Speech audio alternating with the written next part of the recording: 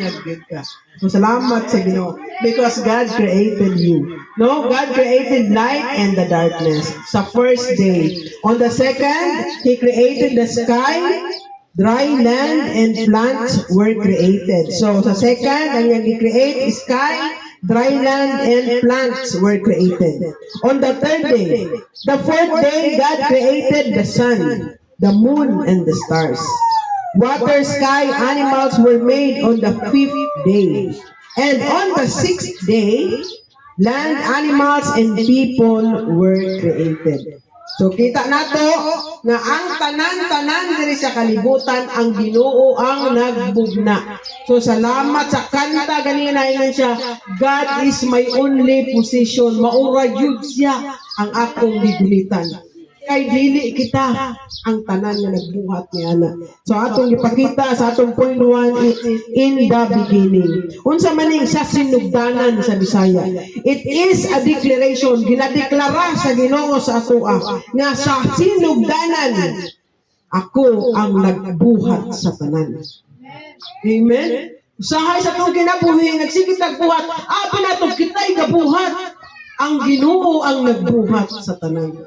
So it is a declaration kung asa ka karon sa imong kinabuhi, sa imong giabtaan, o asa na ka naabot sa imong kinabuhi. Ang Ginoo ray nagbuhat kung nganong naa ka dihang dapita. Amen. Muna ingon nga dili tawa tay angay kang panghambog muna ganina sila. Humbleness gyud sa kanunay because in the beginning God created the heavens and the earth.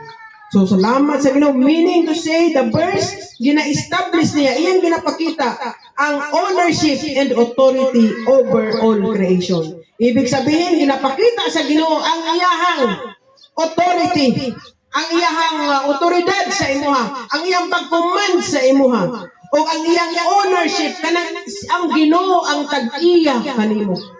Amen. Ingnay mo tabad, ang Ginoo ang tag-iya kanimo. Amen. Imagine mo nga ang Ginoo ang tag-iya sa imuha.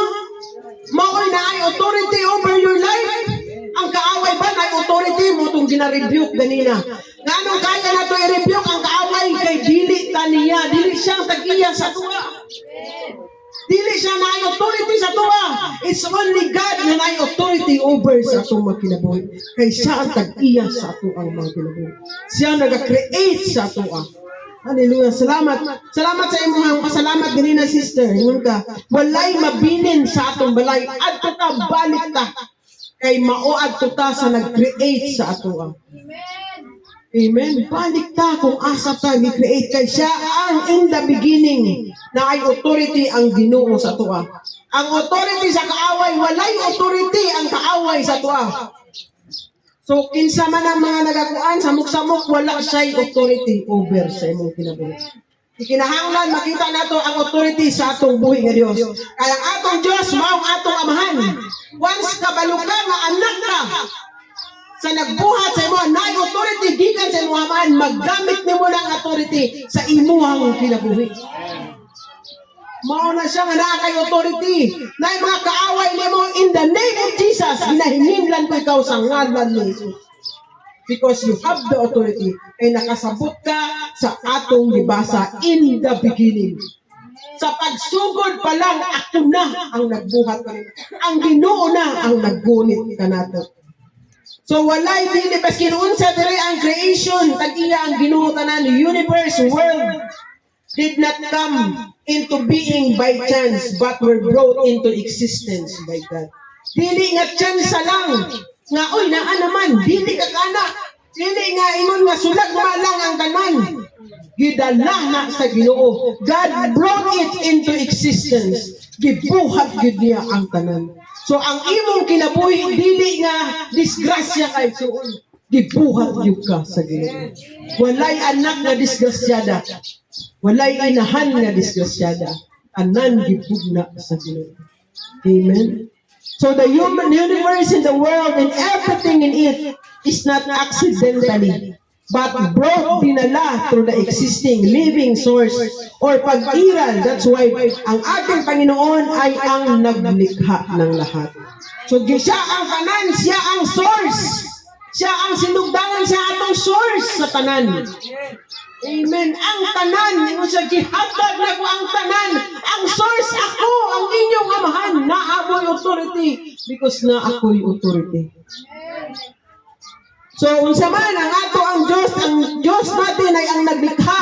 Siya ang God as creator. Siya ang atong karon ginasimba nga creator, nagbuhat sa tanan. God as the ultimate creator, the source of all that exists. Siya ang source, siya ang gigikanan sa tanan kung nganong naapote gininhawa karon. Isa lang kaundang sekundo lang maundang ang hangin, sigurado patay ta tanan karon.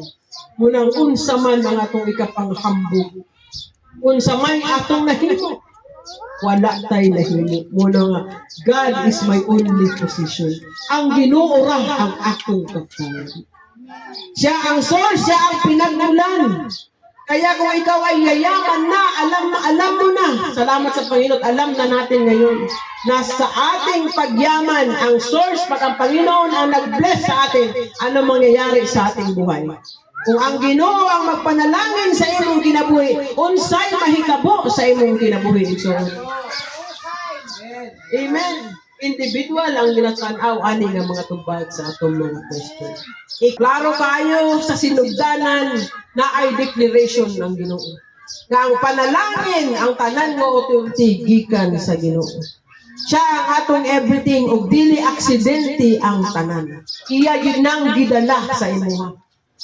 Kung anong naa si Sir Edwin sa Autobox, gidala siya sa Ginoo. Kay naay purpose ang Ginoo sa iyahang kinabuhi. Munang ginaingon ako, always remember, GPS.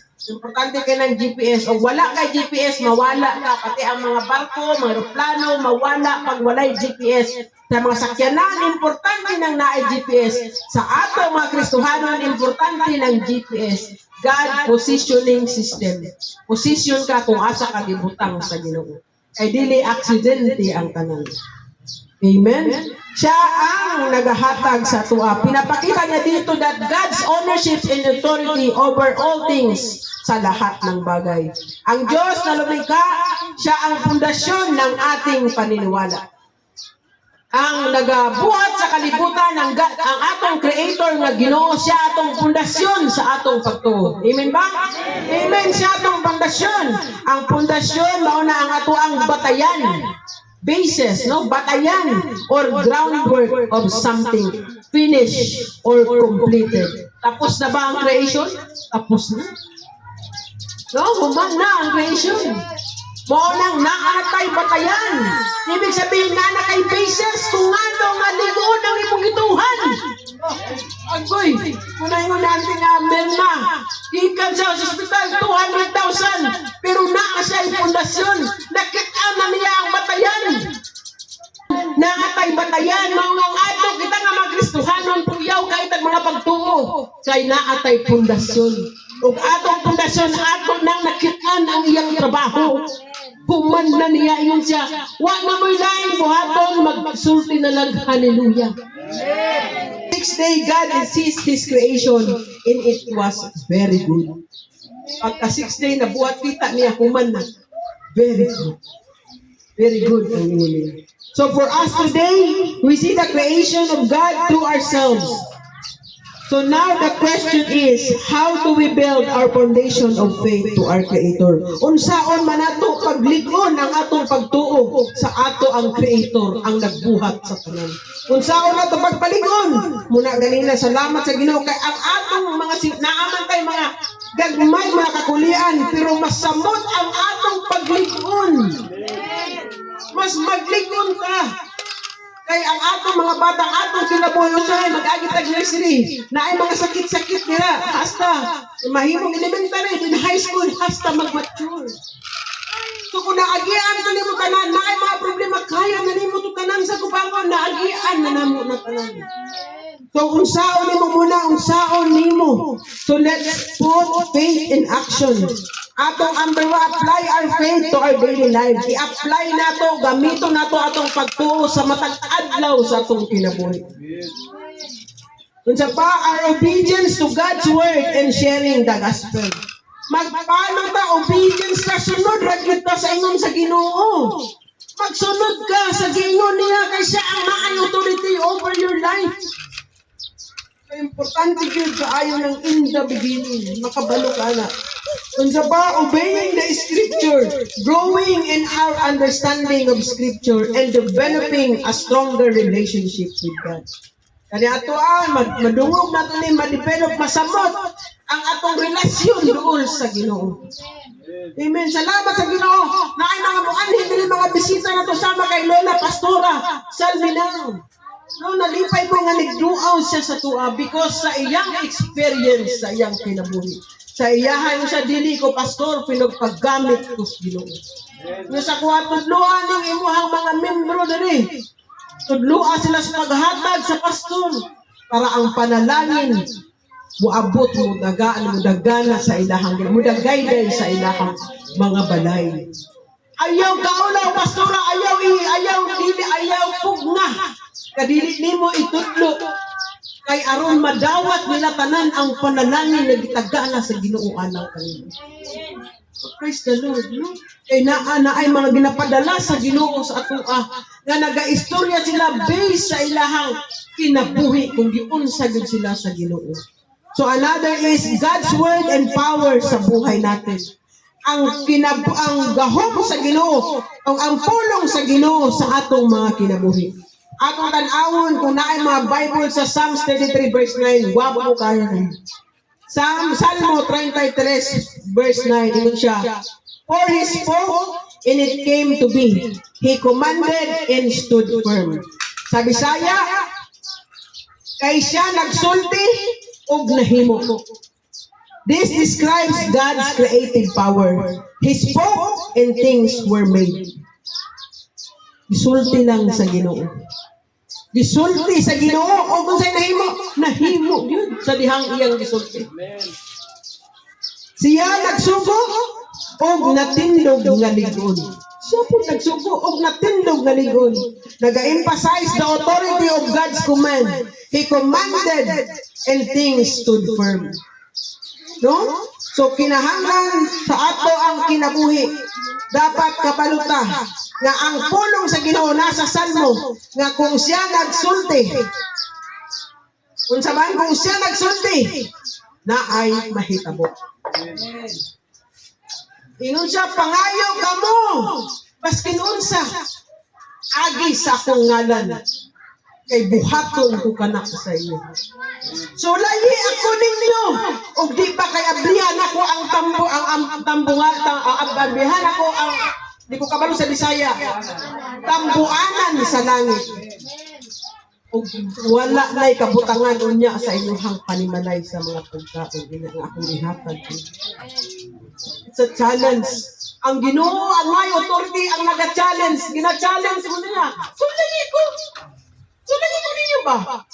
Kasi wala na ko ninyo na sulayan. Sulayin ko ninyo. Kay akong ipakita. Karon sa akong gitanaw, sa atong giunang pagbasa. In the beginning, sa sinugdanan ang Ginoo na. Siya ang tag-iya sa tanan. Isa ka command, in my command. Yun siya. Mahitabo yun. Pangayo ka mo. Maski noon sa akong pangalan. And therefore, therefore to sa English. Therefore, wapo kayo ng therefore. Di na lang kabalo sa Bisaya. Therefore, it shall be done unto you. Ask anything you wish niyang gigamit. No, pero din ako ni nga i-emphasize kayo sahay ang tinudloan. Imayon dili naman ang wish, oy, kana lang need. Ilisan ba? Pero dili yun ang gigamit wish. Ask anything you wish. Tanan nga imong gipangandoy, pangayo sa Ginoo. Magduha-duha pa ka? In the beginning, God created, commanded by the Lord, na ay authority sa tanan. Kanarang gamay nga imong gipangayo, dili makuman, dili na mahitabo unless nagatuo ka sa pulong sa Ginoo. Una galina ingon ko ang panalangin sa Ginoo, kung kaya ninyo tubagon, mo na mahitabo sa inyong makinabuhi. Because kaya niyo tubagon ang pangutana.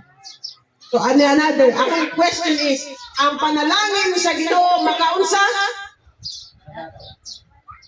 Naitulo din upat ka nag-answer may una pa datuon sa Ginoo. Ang pulong sa Ginoo dili ni siya tiaw-tiaw. Dili pud ni siya komedya. Kay kung komedya walay creation nga hitabo. Kung komedya walay untay ta, wala ta. Kung komedya. Amen. So ingon siya sa Salmo 33:9, wapo kaayo ning siya nga gamito nato sa ato ang makinabuhi. Pag abot sa panahon nga naatay mga problema, gamiton nimo ni siya. Mao ni imong pulong. Salmo 33 versikulo 9, gamiton ako ni para sa imuhang ihatag kanako. So, ang atong conclusion, no, siya ang tag-iya sa tanan. Siya ang tag-iya, siya ang creator, he owns everything. Ingon ako. What we need, na ay mga siya ang magdala sa tanan, siya ang magdala sa tanan sa atua. Kung sa atong ikinahanglan lang, what we need to do is to pass the test, the examination, and to examine ourselves. No? Kinahanglan nga atong i-pass ang test. Kay ato po examinon atong kugalingon. Examinon atong galingon. Just like Abraham, David, who demonstrated extraordinary faith, but also often examined. So si Abraham o si David, grabe na ang extra na yun kaayo ng pagtuo sa Ginoo. Pero ginasulayan, gihapon sila, naagihapoy examine. Often examine. Naagihapoy mga examine. Nga extra na gani ang ilang pagtuo sa Ginoo. Sobra pa labaw pa sa ato. So, just like them who pass the test, sama sa ilahan na ipasagod nila ang exam, unsay nahitabo, Abraham was blessed and become the father of many nations. Right? Iyang asawa nagmenopause na. Wala na'y tsansa nga mag-anak pa sila. Scientifically, dili na pwede magbuntis ang 90 years old nga menopause na. But our God is the God of creation. Amen. Siya ang nagmugna sa tanan o walay lisod alang kaniya. Unsa may nahitabo? Nagkaanak gihapon sila. No, kuya kayo no. Kita nga to. Wala na yung mga anak na nabunta na o minupos na. Pero ang atong Ginoo, God is our creator. Siya ang nagbuhat sa tanan. Unsa yang isaad matuman gayon. Si Abraham nituong yun siya. Ali diri tanawa ning bituon des langit. Tanawa na. Ikaw sama ni ana ang imong mga anak. Ug until today, mga anak ta ni Abraham. He is the father of our faith. Kita ni mo milagroso nga Ginoo nga atong ginadayeg karon. Ingon siya na isa duha nga nagaisgot sa akong pangalan na ako sa inyong kaliwala. Naasa sa akong kaliwala. Mo ni ang pulong nga para sa ato. Dili sulagma ang tanan gibutang nis Ginoo kay aron atong makuha ang panalangin, mapal-an nato. So nagkasaanak sila, no? David also, from ordinary shepherd boy, nahimong gamhanan nga hari, nga giila o gikahadlukan sa ubang mga nasod. Napildi niya si Goliath because he puts his extraordinary faith in God, the Creator who created heaven and the earth. Ug sama kay David, ang atong kinabuhi baghuon gyud sa Ginoo ug makita gyud sa mga katawhan. Kinsay magdahom nga nahimo siyang hari. Kinsay magdahom nga ang iyang anak mahoy pinakadato o pinaka-bright sa tibuok nga kalibutan ug mga hari sa unang panahon, si King Solomon. Kinsay magdahom nga kaya niya mapildi si Goliath nga higante ug siya boy lang, teenager lang, sama lang siguro kay Rico kadako. Imagine that. Anawa ang iya ang Ginoo kung unsa niya gamiton atong magkinabuhi. Muna ingon ko ang milagro sa Ginoo. Moabot dili tungod kay kaya nimo. Kun dili moabot tungod kay kaya nimo tunguhan nga imong Ginoo milagroso. Amen. Ingon siya, gamita ang authority. Kay ako na ang nagbuhat sa tanan. Ako ang creator. O ikaw gikan sa ako Isa lang kapulong sa Ginoo ug mahitabo gyud ang tanan. Because of your faith, tungod sa atong pagtuo nga ligon, you pass the test. Ang makapasa sa atoa sa mga pagsulay, ang ligon nato nga pagtuo. O kung makapasa na ta sa ligon nato nga pagtuo, taliwala unsa pa man, wa kita nagpapugong sa tanan, tuod ko Ginoo. Breakthrough, blessing will overflow.